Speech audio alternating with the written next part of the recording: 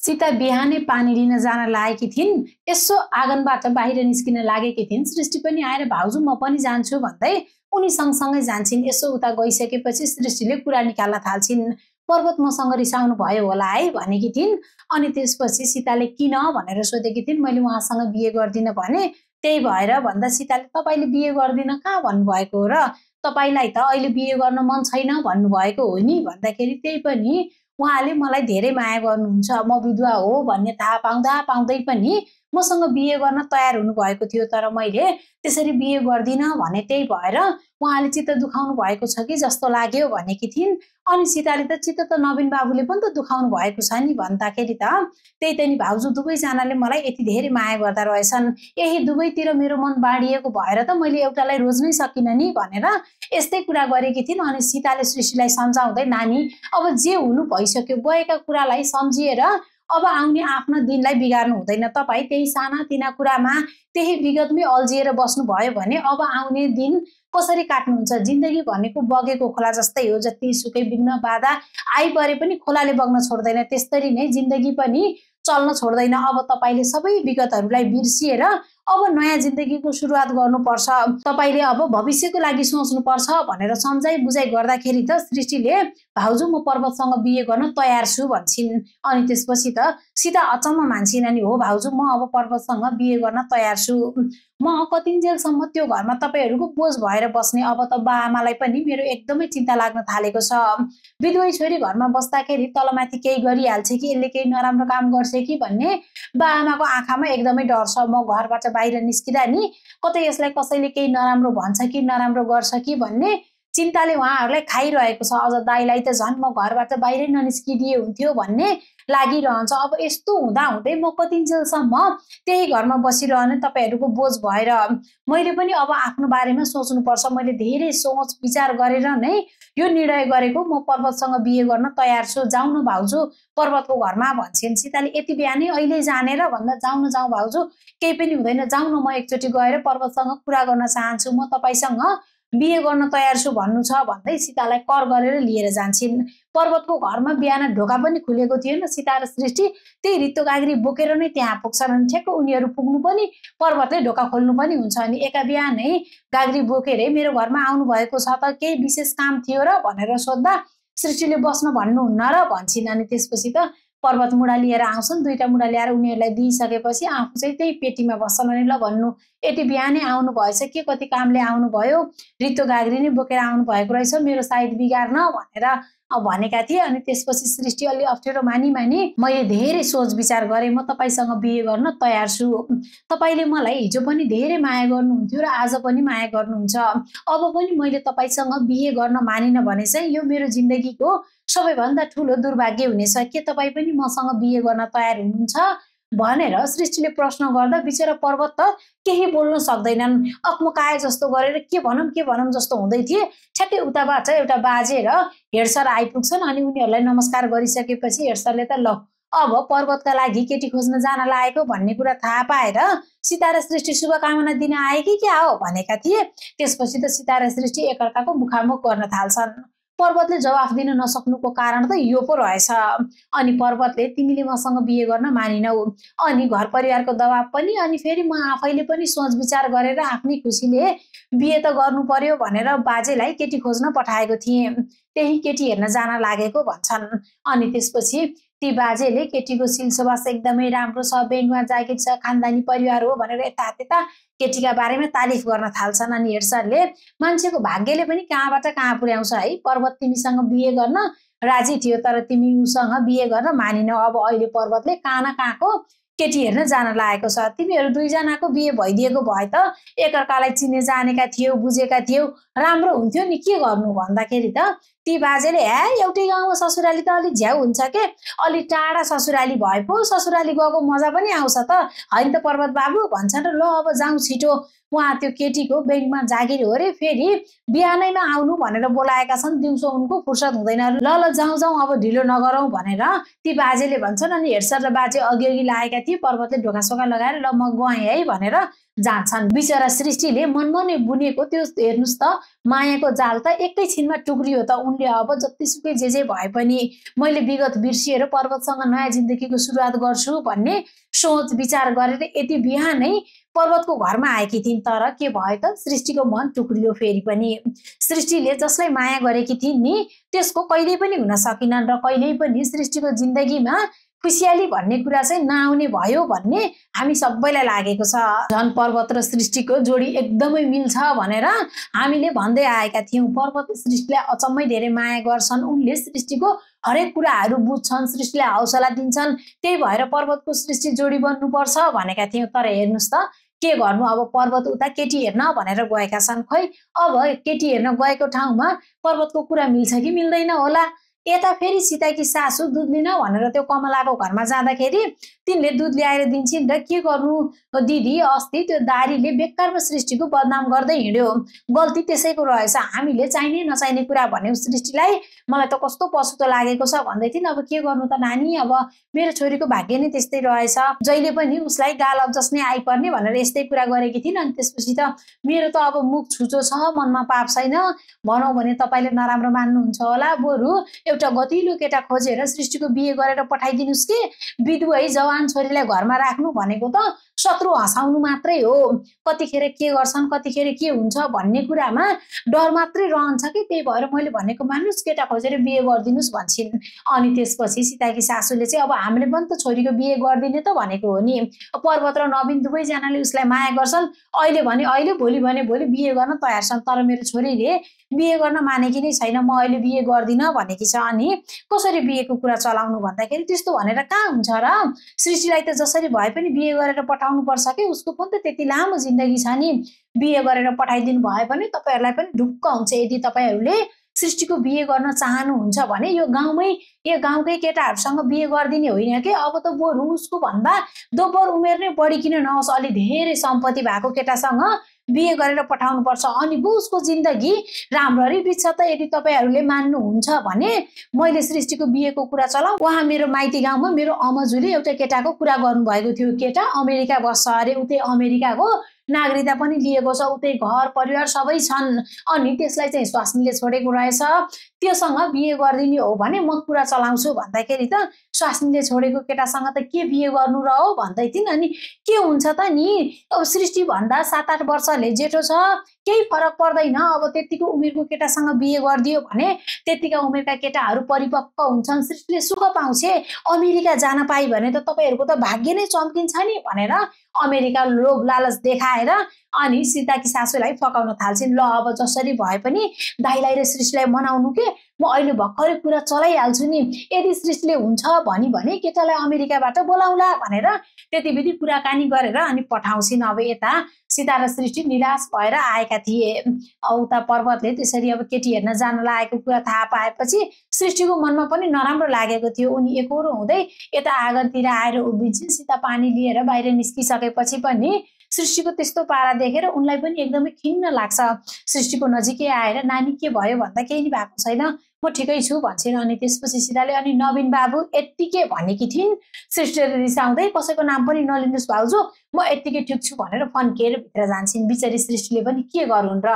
अब पहिला त्यही नवीनलाई त्यति धेरै माया गरेकी थिइन्, नवीनसँग अनेकौं सपना देखेकी थिइन्, तर नवीनको एउटा धोका र एउटा झुटको कारणले गर्दाखेरि उनीहरू अलगिए। त्यसपछि बीचमा पर्वतसँग अलिकति भए पनि नजिक भएकी थिइन्, तर गरिमाको चक्करले गर्दा उनीहरू दुईजनाको फेरि बिछोड भयो। अनि त्यसपछि अब हरिसँग बिहे गरेर उनले नयाँ संसार नयाँ दुनियाँ जोडेकी थिइन्, तर के गर्नु, त्यो जोडिएको दुनियाँ 2 दिनमै उजाडियो। अब अहिले सृष्टि यता न उताकी जस्ती भएकी छन्। गर्न त पर्वत र नवीन दुवैजनाले बिहे गर्छौं भनेका थिए नि, सृष्टिले म अहिले बिहे गर्दिनँ भनेर उनीहरूलाई फर्काइदिन्। अब अहिले सृष्टिले म पर्वतसँग बिहे गर्छु भन्दा पर्वत अर्कै केटी हेर्न जान लागेका छन्।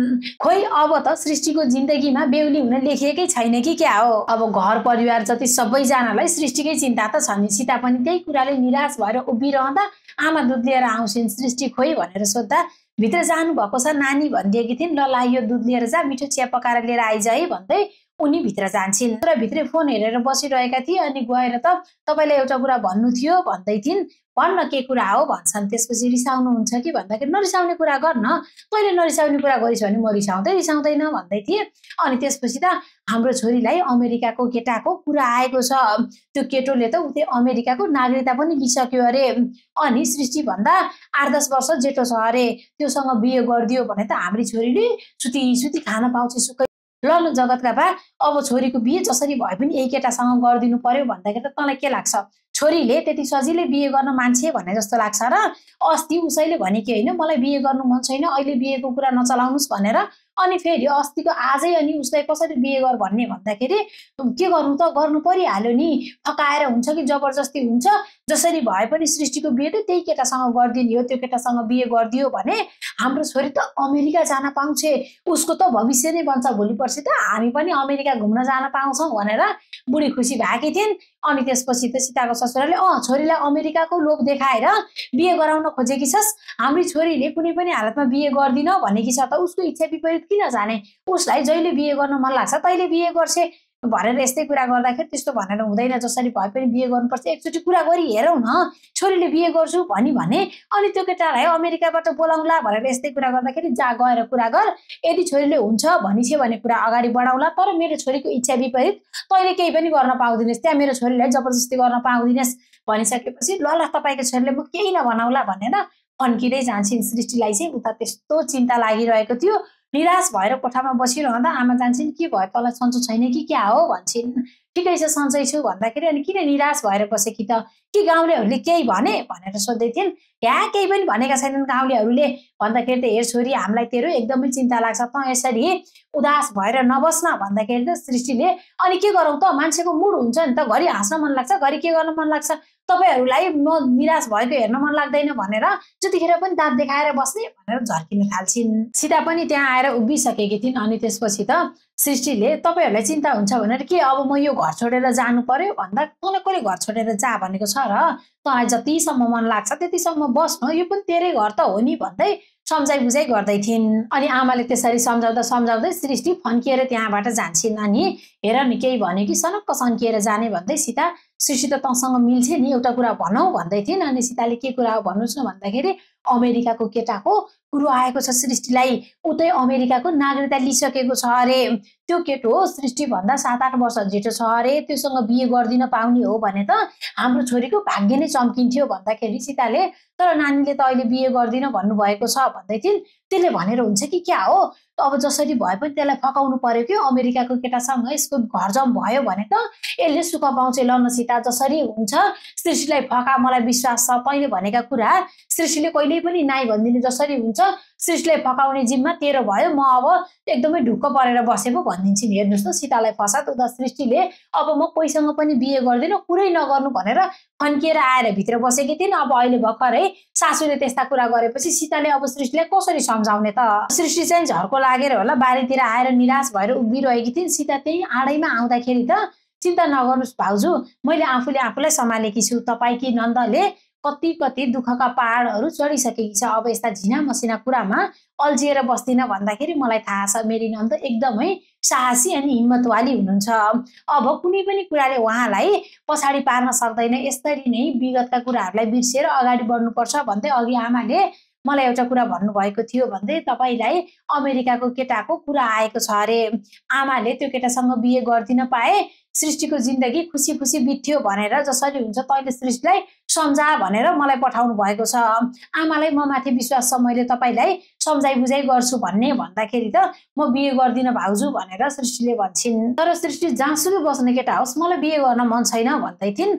अनि सीताले आमाले मलाई जसरी भए पनि फकाउनु भन्नुभएको छ के भन्दाखेरि त त्यही भएर तपाईँ मलाई फकाउन आउनु भएको भनेर सृष्टि झर्किन लागेकी थिइन्। अनि सीताले नानी तपाईँ बुझ्ने हुनुहुन्छ, के गर्दा राम्रो हुन्छ के गर्दा नराम्रो हुन्छ भन्ने कुरा हामीले तपाईँलाई सिकाइरहनु पर्दैन। आमाले छोरीले दुःख पाउँछ कि छोरीको नयाँ घर बसाइदिन पाए उसको जिन्दगीमा पनि खुसी आउँथ्यो कि भन्ने सोचिरहनु भएको छ, त्यही भएर त यी सबै कुराहरू गर्नुभएको हो नि। तपाईँले आमाको मन राख्न भए पनि एकचोटि केटासँग भेटिदिनुहोस् न, केटासँग भेटेर यदि तपाईँलाई चित्त पर्छ भने बिहे गर्नु होला, होइन भने पर्दैन भनिदिनु होला, एकचोटि भेट्न त भेट्नुहोस् न। आमाले एकदमै विश्वास देखाउनु भएको छ, मैले तपाईँलाई सम्झाइ बुझाइ गर्छु भन्ने कुरामा आमा ढुक्क हुनुहुन्छ, आमाकै लागि भए पनि एकचोटि केटासँग भेट्छु भनिदिनु भनेर सीताले सम्झाउँदाखेरि सृष्टिले अनि अहिले केटालाई भेट्न बोलाउने, पछि फेरि आमाले जबरजस्ती मलाई बिहे गर्नुपर्छ भन्नुभयो भने भन्दाखेरि तपाईँको इच्छा विपरीत कसले के गर्न सक्छ र आमाले भनेर हुन्छ र बाले र दाइले तपाईँको इच्छा विपरीत जानै दिनुहुन्न, त्यही भएर एकचोटि तपाईँले हुन्छ मात्रै भनिदिनुहोस् के भन्दै सम्झाइ बुझाइ गरेर लिएर आउँछ। सीता र सृष्टि आउँदै थिए, ठ्याक्कै जगत पनि बाहिर निस्किन्छन्। अनि कहाँ गएर आएको तिमीहरू भन्दाखेरि हामी यतै गएर आएको भन्दै आमाले नानीको बिहेको कुरा गर्नुभएको थियो भन्दाखेरि त्यसलाई बिहे गर्न मन छैन त आमाले किन एउटै कुरामा ल्याङल्याङ गरिरहेको भन्दाखेरि मलाई जसरी भए पनि फकाउनु भन्नुभएको छ भन्दै थिइन् सीताले। अनि जब उसलाई बिहे गर्न मनै छैन भने कसैले फकाएर हुन्छ त भनेर जगत यसो रिसाएका थिए। अनि केटो अमेरिका बस्ने हो रे, उतैको नागरिकता लिएको हो रे भन्छन्। कसले ल्याए त त्यो अमेरिकाको केटाको कुरा भन्दा सीताले खोइ मलाई थाहा छैन, तपाईँहरू बस्दै गर्नु आमालाई बोलाएर आउँछु भनेर भित्र गएकी थिइन्। अनि जगतले अमेरिकाको केटा हो भने त बिहे गर बहिनी, तेरो त भाग्यै चम्किन्छ भन्छन्। अनि अमेरिका बस्ने केटा भयो भन्दैमा भाग्य चम्किन्छ र भनेर सृष्टिले भन्दाखेरि सबै कुरामा शङ्का नगर्न बहिनी, त यो गाउँ छोडेर विश्वको सबैभन्दा ठुलो देशमा गइस् भने तैँले त्यहाँ नयाँ नयाँ कुराहरू सिक्न पाउँछेस्, देख्न पाउँछेस्, कस्तो हुँदो रहेछ भनेर सबै कुराहरू अनुभव गर्न पाउँछेस्, यो त तेरो लागि सुनौलो अवसर हुनेछ भनेर जगतले बहिनीलाई फकाउँदै थिए। ठ्याक्कै बाआमा पनि आइपुग्छन्। अनि त्यसपछि आमाले के भयो त बिहे गर्न मानि त यो भनेर सोध्छिन्। अनि सीताले नानीले एकचोटि केटा र केटाको परिवारलाई भेटेर कुरा गर्छु भन्नुभएको छ भन्दा त आमा त त्यसै जर्जर परेर केटो अमेरिका बस्ने हो रे, के सोध्न बुझ्न परेर भन्दै थिइन्। अनि बाले अमेरिका बस्ने केटो भनेर हुन्छ र उसको चालचलन बानी बेहोरा बुझ्नु परेन, जान्नु परेन, त्यसै थपक्क छोरी दिएर पठाउने हो र भन्दाखेरि त अनि अब उहाँ अमेरिकाबाट बोलाउनु पर्छ भनेको छ, अनि कसरी मैले फेरि बोलाऊ कुरा गर भनेर भन्ने त नि भन्दाखेरि सीताले एकचोटि कुरा त गर्नु पर्यो नि त आमा, त्यसै बुझ्दै नबुझिकन सोध्दै नसोधिकन अर्काले भनेको भरमा अनि छोरी दिएर पठाउने त भन्दाखेरि अनि फेरि मान्छन् कि मान्दैनन् भनेर आमा चाहिँले भनेकी थिइन्। अनि जगतले मान्दैनन् भने नदिने, हाम्रो बहिनी कि आलु प्याज हो र जसले भन्यो त्यसलाई दिएर पठाउनको लागि अनि फेरि यो अमेरिकाको कुरा कसले लिएर आए त नि भनेर सोध्दै थिए। कमलाले भने कि भन्दाखेरि जानुस् कमला दिदीलाई अहिले भर्खरै गएर भनिदिनुहोस् सृष्टिले एकचोटि केटा र केटाको परिवारलाई भेट्न चाहन्छ अरे, अनि हामीले पनि भेट्न चाहन्छौँ, कुरा नगरिकन त कुरा अगाडि बढ्दैन भनिदिनुहोस् जानु भनिदिएपछि चाहिँ अनि सृष्टिकी आमा चाहिँ उता जान्छन्। सृष्टिले पर्वतसँग बिहे गर्छु भनेर मन बनाएकी थिइन्, तर उता पर्वत अर्कै केटी हेर्न जान लागेका रहेछन्। त्यही कारणले गर्दाखेरि सृष्टिको मन खिन्न हुन्छ। अब त म यो विषयमा सोच्दिनँ भनेकी थिइन्, तर आमालाई कमलाले अमेरिकाको केटाको कुरा गरिदिएपछि घरमा त्यही विषयमा छलफल चलिरहेको छ। अनि सीताले जसो तसो सम्झाइसकेपछि सृष्टिले ल म केटा र केटाको परिवारसँग कुरा गर्छु भनिदिएपछि चाहिँ अब अहिले जगत र बाले पनि सृष्टिलाई यस्तो सपोर्ट गरिरहेका छन् के अमेरिका भन्दैमा सोध्दै नसोधिकन बुझ्दै नबुझिकन छोडिदिनुहुन्छ र? हाम्रो समाजमा ठुलो देश भनेपछि मान्छेहरूको सोच विचार एकदमै फरक देखिन्छ हैन त? तर हेर्नुस् त अब सृष्टिको जिन्दगीमा केही नयाँ ट्विस्ट आउनेवाला छ। के सृष्टि अमेरिकावाला केटासँग बिहे गरेर जालिन् त? तर सृष्टिको मनमा त अझै पनि विगतका कुराहरू चस्स काँडा जस्तो बिजिरहेका छन् त। जे भए पनि अब सृष्टिले चाहिँ नयाँ जिन्दगीको सुरुवात गर्न खोज्नुपर्छ। नयाँ जिन्दगीको सुरुवात भन्दैमा बिहे नै गर्नुपर्छ भन्ने छैन, उनले अझै पढेर आफ्नो लक्ष्य हासिल गर्न पनि त सक्छिन् नि। सृष्टिलाई बिहेतिर प्रेरित गर्नु भन्दा पनि उनलाई आफ्नो इच्छा चाहना पूरा गर्न अथवा उनको पढाइ पूरा गर्न परिवारले सपोर्ट गर्नुपर्छ भन्ने कोलाई लाग्छ। ल आफ्नो विचार कमेन्ट गरी भिडियोमा लाइक, च्यानल सब्स्क्राइबका साथै सीता सिरियल तपाईहरुलाई कतिको मन पर्छ त्यो पनि कमेन्ट गर्नु होला। र अरु कोहीसँग हुनु हुँदैन सृष्टिको बिहे पर्वतसँगै हुनुपर्छ भन्ने पनि कोलाई लाग्छ त ल आफ्नो विचार कमेन्ट गरी भिडियोमा लाइक, च्यानल सब्स्क्राइब गरिहाल्नुस् है।